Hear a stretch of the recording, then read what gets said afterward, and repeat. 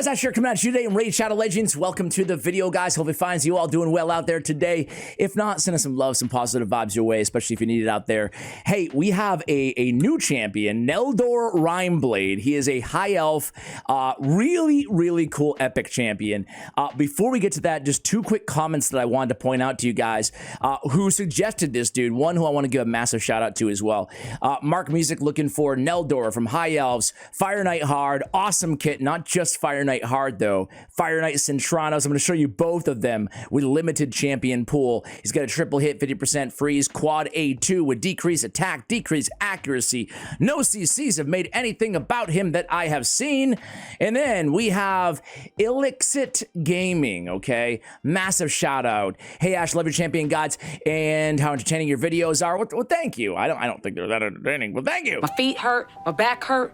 My soul hurt. Going through some health issues and being stuck in the hospital. Your videos help me keep me smiling. Oh my gosh, man, much love to you.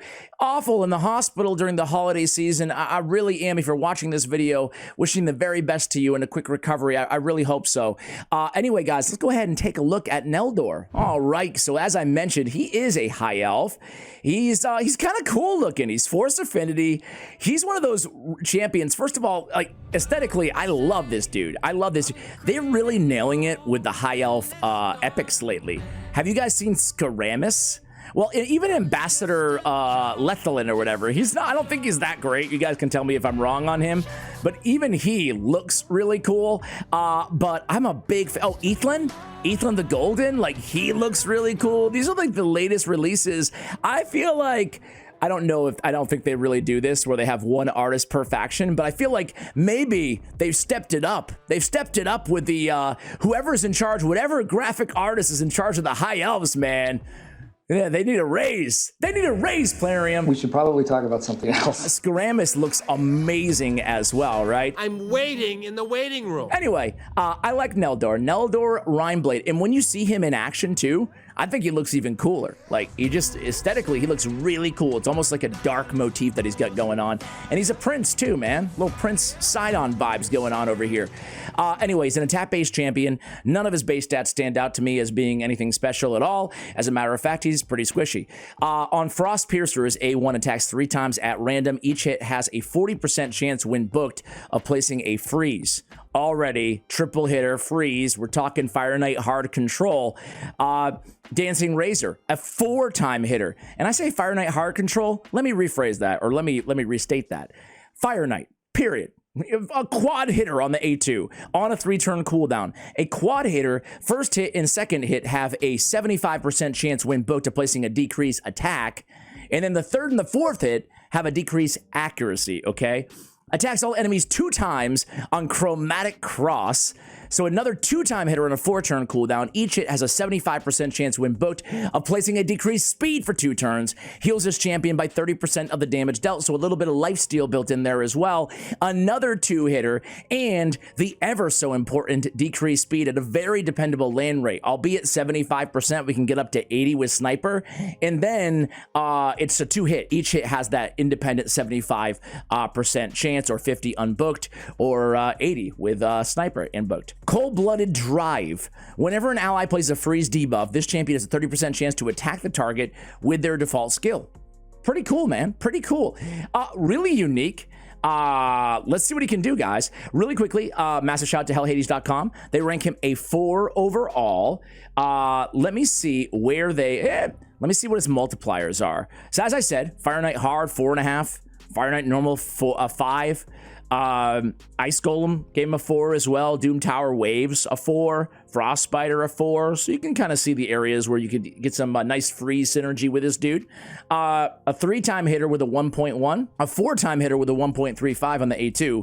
And then a 2-time hitter with a 1.8 on the A3, okay? Let me go ahead and show you guys how I have this dude built. Hey, check this out. Look at this, and look at this beauty. Right, I like that. Is it just me? This might just be me, but man, gems in this game, are they really? I feel like they're so scarce nowadays. Am I just making this up? Or do you guys feel the same way? Are you picking up what I'm putting down? I feel like they're just, you know, even if you're a spender in this game, I feel like back in the day, I feel like every offer, not every, but a lot of them had like some gems. And I find, you can see here, there's no gems anymore. I'm always gem broke.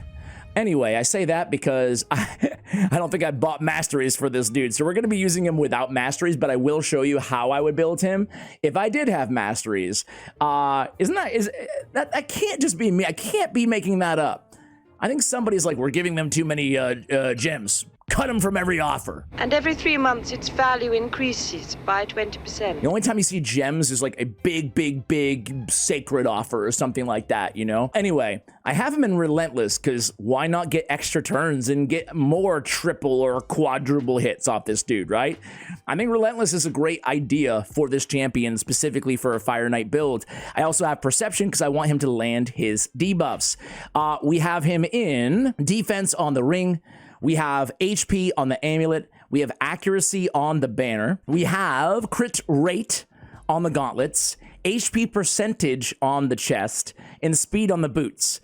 I put some HP on him, a little bit of defense on the accessories, because similar to like a Cold Heart in a Fire Knight build, we need survivability, right? This guy is very squishy, so we need to at least allocate what we can in the accessories to defense and HP. That being said, I do have an accuracy banner. An alternate build on this dude might be a triple perception set, and then just going HP on the banner instead. You're sacrificing the extra turns, but I think you'll be all right.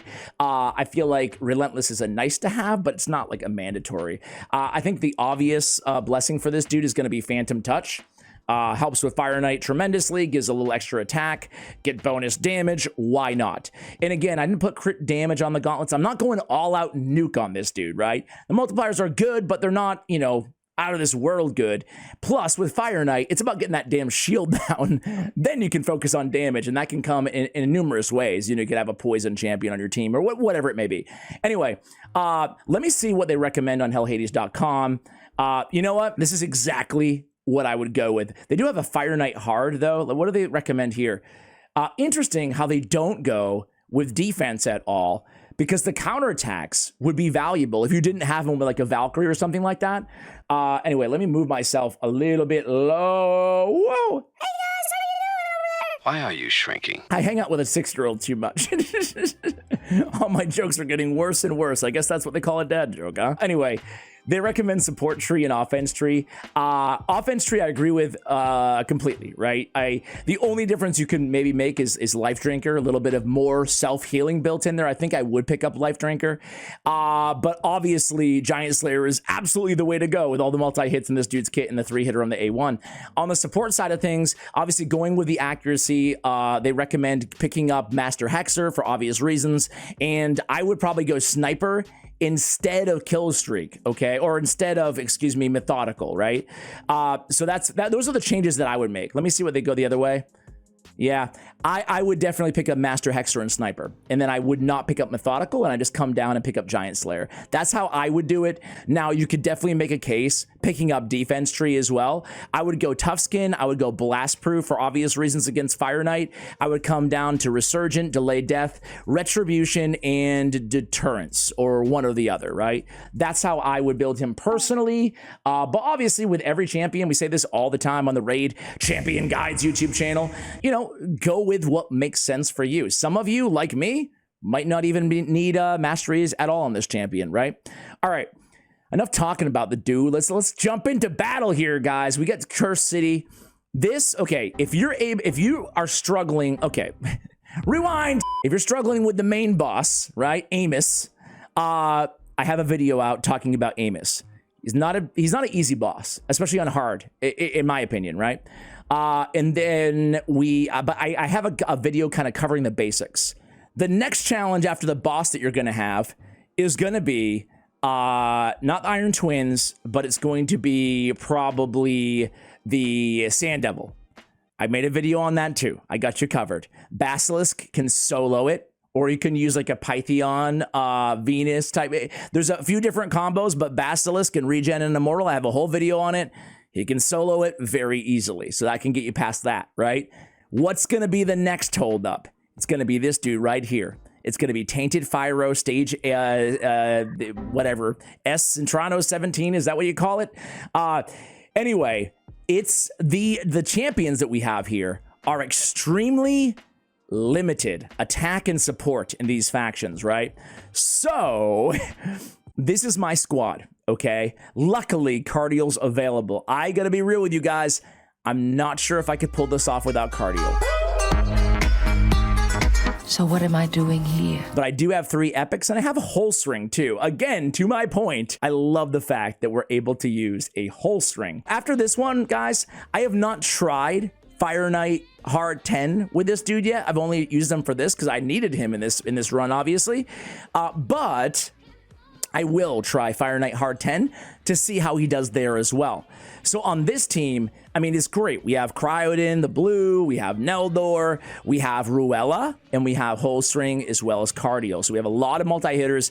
I mean, this might be the best combo that you could possibly think of. I'm actually going to go ahead and buff up here, Blessing of the Blue, because I want to get that increased speed on my team.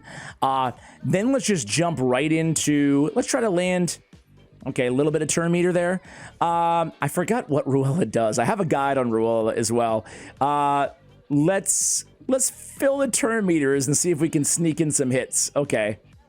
Ruella is also, she got 2 extra turns in a row. That's what I'm talking about. She's also in a Relentless set, obviously, right? All right, now it's going to be time for my man. Okay, do we? Yeah, let's, I want to place the Hex, but I don't want to use my 4-time hitter. I'll just use a 3-time hitter right now. That's Whole String, by the way. All right, here we go. Let's buff up just in case. And then let's go in with the A1, get an extra turn. A little bit of control here on Cryoden as well. There you can see that little turn meter. Keep in mind, I mean, I'm sure everybody at this point in the video probably knows this, but Freeze acts as turn meter control on Fire Knight Hard and on this dude. He's Tainted Fire at the end of the day as well, right? So let's go in A1 here. Let's just keep filling this turn meter. I mean, gosh, we're having really nice control with these freezes. A little bit bad luck there, unfortunately. If I had the ally attack available right now, I would use it. Let's just keep going for the freezes. I'm just a joke, just a joke. Ooh. Shivers my spine so bad. So the hit comes in, but everybody stayed alive. Now, it's noteworthy here, it's worth mentioning, that everybody on this team is built pretty tanky. No one's built for all-out damage on this team. That's like the #1 mistake you can make against Fire Knight Hard, to me, is really over-prioritizing damage, you know? All right, we go in there. Let's go with a... He's already under decreased speed, so I'm going to go ahead and use the freeze ability again. And, well, I think you guys probably have the point at this point. I wonder if we can turn it on full auto at this point. Yeah, let's try it out. Let's try it out. So full auto, at least it will run faster than me trying to ramble to you guys for 20 minutes while we take down the Fire Knight, huh? But like I said, this is going to be a boss that it's very champion specific. I'm sure you're already going through this to some extent, depending on where you're struggling right now in Sintranos. But, you know, it's not a race either. Like this content, I'm trying to get to all the boss content because I'm trying to make content for you guys, right? But if I was just playing at my own leisure, I think I would just go every level at a time, you know? I wouldn't stress it. I like the idea of investing in building other champions that I haven't used in a long time. And you can see this team is cakewalk right now. I probably could have done the entire thing on auto. But boy, when you look at this squad, it's perfect, right? And again, 3 essential epics on this team, right? You could probably use... I think there was Mist Rider. Yeah, you could use Mist Rider as well if you didn't have Ruella. But there it is, guys. What I want to do is do a quick check of Fire Knight Hard and see if we can pull off Fire Knight Hard 10. All right, guys, here we are at the Fire Knight. Now, this is Fire Knight Hard 10. I just want to test him out because I have not run him on any team at all and just see what the difference is because the stats are a little bit different, obviously, between the Cursed City bosses and normal bosses. So this is the hardest of the Fire Knights. I have him with Valkyrie, with Cold Heart, with Tomb Lord, as well as a Cardial, okay? So I kind of put him in there for Cryoden, the blue. Kind of in that spot just to see if he works as well as Cryoden does. So far, so good. I will say that Cold Heart's HP is a little low, though. But we do have the shield coming up, I believe, yep, on the next ability, so we'll be okay. So here we go. Fire Knight gets the shield down and immediately gets it back up. And now we do have the counterattack set up, so we should be absolutely good to go here. Come back in there. 3 ticks left on the shield. Things are looking really nice here. There we go. Land the decreased accuracy. He goes in there, gets another hit. It looks like we're going to be able to pull this off. I don't want to speak too soon. I don't want to speak too soon, right? Valkyrie? Now what? Get that shield back up, Valk. Why don't you let us do our job and you do yours? All right, big hit coming in. It wasn't too bad. I was bracing myself for a little bit worse there.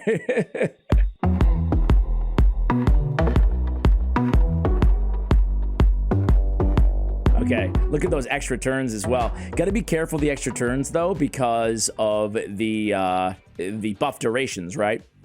But we're looking really, really solid right now. Still, we're going to have that shield. We're going to have the counterattack up for when the shield comes down. The nuke comes in. 21 ticks to go. Here we go. I love the decreased speed, too. If you guys are struggling with Fire Knight, whether Fire Knight hard or in Sintranos or whatever, right? Consider, if you can, trying to get a decreased speed champion on the squad. It makes a big difference on those shields, the amount of time that we have, right? So the poisons go in. Again, Stand Firm comes down. And at this point, it's looking pretty... Now I can safely say it's looking pretty good, right? The shield comes down again. We get through. This run isn't going to be super fast, around 5-ish minutes here. But... it could be sped up a bit. It's really the waves. I don't know, what, 2 minutes or so we've been on the boss.